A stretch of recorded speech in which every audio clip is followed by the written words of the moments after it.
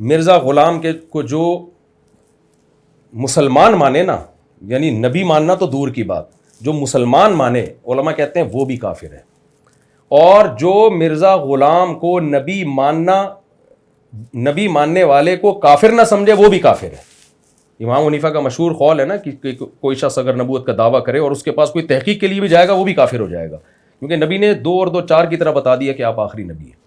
تو اگر یہ تعویل نہ کی جائے چشتی رسول اللہ کے لفظ میں، رسول سے لغوی رسول مراد ہے، اصطلاحی مراد نہیں ہے، تو پھر معین الدین چشتی بھی کافر، پھر ان کو ماننے والے بھی کافر، پھر مفتی طارق مسعود بھی کافر، پھر مولانا اشرف علی تھانوی بھی کافر، پھر علماء عرب بھی کافر، جن کے کو یہ واقعہ کا پتہ ہے، اور کسی نے بھی ان کو کافر نہیں کہا بلکہ کافر کے بجائے بزرگ کہا، تو یہ سارے دائرہ اسلام سے خارج ہیں۔ قادیانیوں کے بارے میں تو ہمارا یہی نظریہ ہے۔ تو اب یہ سوال ہم سے نہیں بنتا، یہ سوال انجینئر علی مرزا صاحب سے بنتا ہے کہ جناب آپ کیا تعویل کرتے ہیں اس کی، سر کرتے ہیں یا نہیں کرتے؟ سر میں عالم ہیں وہ آپ، اور انڈاؤٹیبلی بزرگ ہیں معین الدین چشتی اجمیری رحمۃ اللہ علیہ، لیکن اشرف علی تھانوی صاحب کو کم از کم اتنا تو لکھنا چاہیے تھا کہ اس پہ استغفار بنتی ہے، جیسے آپ نے کہا۔ دیکھیں مولانا تھانوی کا خطاب وہ جو تھا نا سمجھدار لوگوں میں تھا، بہت سی چیزیں ایک، یعنی ہم کسی پہ کفر کا فتویٰ لگاتے ہیں نا تو صرف اتنا ڈیفینڈ کیا جاتا ہے کہ بھئی یہ کافر نہیں ہے، ان کی مراد یہ تھی، تو مولانا تھانوی نے بھی اس حصے کو ہائی لائٹ کیا ہے۔ اور اگر میں یہ سمجھتا ہوں یا آپ یہ سمجھتے ہیں کہ مولانا تھانوی کو یہ کرنا چاہیے تھا، اس وضاحت کے بعد یہ بھی کہنا چاہیے تھا کہ یہ جملہ غلط ہے، تو کہنا چاہیے تھا، یہ ان سے غلطی ہوئی ہے مولانا تھانوی سے، اس میں کون سی ایک سی بڑی بات ہوگی؟ کچھ باتیں انسان کو کہنی چاہیے وہ نہیں کہی ہوتی اس نے۔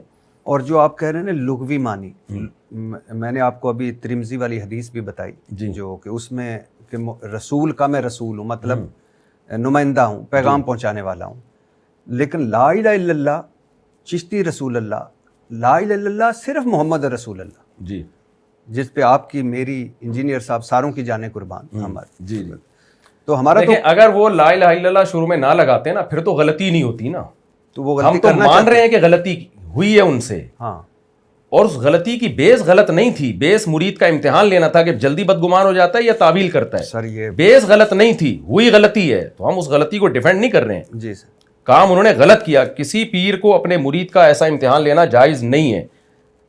ٹھیک تو ہے، اگر وہ لا الہ الا اللہ شروع میں نہ لگاتے پھر تو رسول کا معنی تو لغوی معنی میں تو رسول اللہ تو سب کچھ ہے نا، وہ پھر آزمائش کہاں سے ہوتی مرید کی؟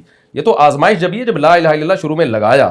ہم یہ ضرور کہہ رہے ہیں کہ یہ اس طرح سے کسی کو آزمانا یہ جائز نہیں ہے، کیونکہ اس سے پہلا جو میسج جائے گا وہ بہت غلط میسج جائے گا۔ ہاں، لیکن جیسے آپ دفاع نہیں کر رہے، میرا خیال ہے آپ کے بڑوں کو بھی اس کا دفاع نہیں کرنا چاہیے۔ کسی نے بھی نہیں دفاع کیا، مولانا تھانوی نے صرف یہ بتایا کہ یہ اس کا ان کی مراد کیا تھی، انہوں نے یہ نہیں کہا کہ انہوں نے بہت اچھا کام کیا ہے اور آپ لوگ بھی ایسا کیا کرو۔ اگر وہ اس کو اچھا کام سمجھ رہے ہوتے تو دوسروں کو بھی ترغیب دیتے کہ اپنے مریدوں کو اس طریقے سے آزمایا کرو۔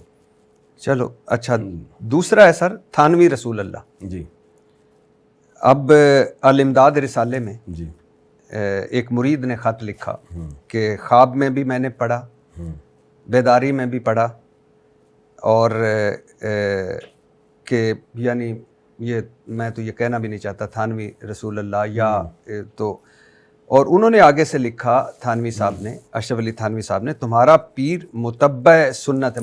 متبع سنت کیا مطلب ہوتا ہے متبع سنت؟ میں آپ کو پورا بتاتا ہوں۔ پیر اس مرید کو خواب آیا کہ لا الہ الا اللہ اشرف علی رسول اللہ خواب میں پڑھ رہا ہے۔ جی جی، خواب میں کچھ بھی ہو جائے نا، اس نے لکھا بیداری میں بھی پڑھا۔ بیداری میں غیر اختیاری طور پر، بعض دفعہ خواب آتا ہے وہی جاگتے ہوئے آدمی کی زبان پہ غیر اختیاری کلمات ہوتے ہیں، جب غیر اختیاری طور پر آپ کی زبان سے کتنا بڑا بھی کفر نکل جائے، شریعت کا حکم ہے اس کی تعویل کرو۔ صحیح حدیث ہے بخاری مسلم کی، نبی صلی اللہ علیہ وسلم نے ارشاد فرمایا کہ اللہ تعالیٰ بندے کی توبہ قبول کرتا ہے اور ایسے محبت کرتا ہے توبہ کرنے والے سے کہ اس کی آپ نے مثال دی کہ ایک آدمی کی سواری ساز و سامان کے ساتھ کسی صحرا میں گم ہو گئی، موت کی نیت سے آ کے وہ لیٹ گیا، جب آنکھ کھلی تو وہ ساری سواری اور سامان اس کے سامنے، تو آپ صلی اللہ علیہ وسلم نے فرمایا وہ اتنا خوش ہوا کہ اس نے کہا اللہم انت عبدی وانا ربک، اے اللہ تو میرا بندہ میں تیرا خدا۔ آپ نے فرمایا اخطأ من شدت الفرح، خوشی سے غلطی سے اس نے زبان سے الفاظ کہے۔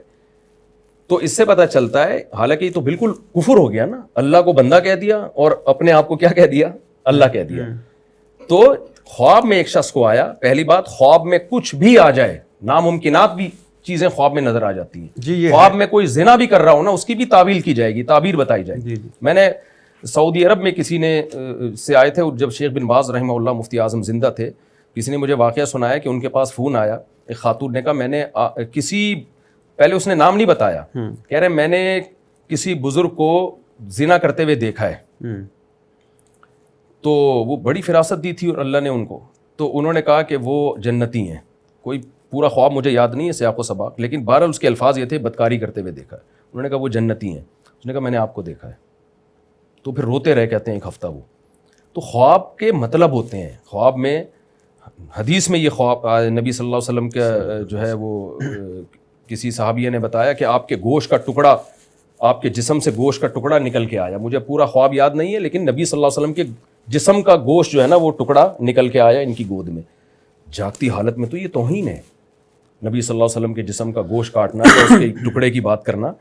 خواب میں کچھ بھی ہو سکتا. امام احمد بن حنبل کہتے ہیں میں نے خواب میں اللہ کی زیارت کی ہے, جاگتی حالت میں تو ناممکن ہے. موسیٰ علیہ السلام نے ایک دفعہ خواہش کی تھی تو بے ہوش ہو کے گر گئے تھے. تو خوابوں کی دنیا پہ کسی پہ فتویٰ لگانا. اچھا دوسری بات یہ, وہ کہہ رہا ہے مجھے خواب آیا ہے اور اس قدر ذہنی ٹینشن میں ہے, اگر اس کا عقیدہ خراب ہوتا وہ اٹھ کے ہنستا کھیلتا اچھلتا کودتا کہ بتاتا کہ پیر صاحب آپ کی عظمت کو سلام, مجھے خواب آیا کہ لا الہ الا اللہ اشرفی رسول اللہ. آگے اس نے وہ خواب سنا رہا ہے اور بیداری میں غیر اختیاری طور پہ اس کی زبان سے وہی خواب والے کلمات نکل رہے ہیں. تو ایسے شخص کو جو اتنا زیادہ گھبرایا ہوا ہو اور اس کو ڈر ہو کہ میں کافر تو نہیں ہو گیا, تو شریعت بھی کہتی ہے ایسے شخص کو ایسی تعبیر بتاؤ جس سے وہ خوش ہو جائے, جس سے وہ مطمئن ہو جائے. تو مولوی تھانوی نے اس کی ٹینشن دور کرنے کے لیے اس خواب کی تعبیر بتائی کہ رسول اللہ کا مطلب, اشرف علی رسول اللہ کا مطلب یہ نہیں ہے کہ میں اللہ کے کا رسول ہوں, بلکہ اس کا مطلب یہ ہے کہ مجھے رسول اللہ سے مناسبت ہے, میں بھی سنت کی اتباع کرتا ہوں. یہ اس کا کیا مطلب ہے؟ متبع سنت, یعنی میں نبی کو فالو کرنے والا ہوں.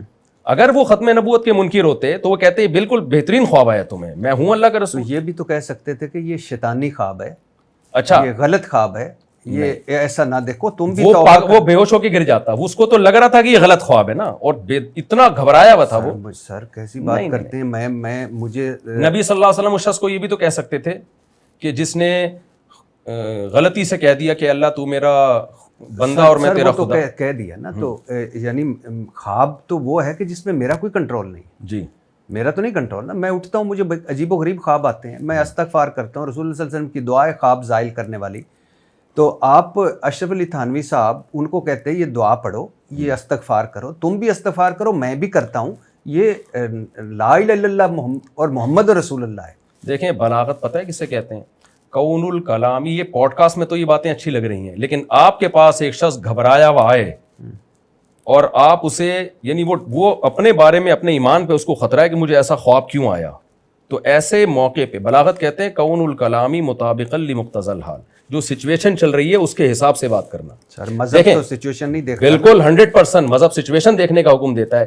نبی صلی اللہ علیہ وسلم کے پاس ہم دیکھتے ہیں آپ صحابی کی حالت کو دیکھ کر اس کے حساب سے بیان دیا کرتے تھے.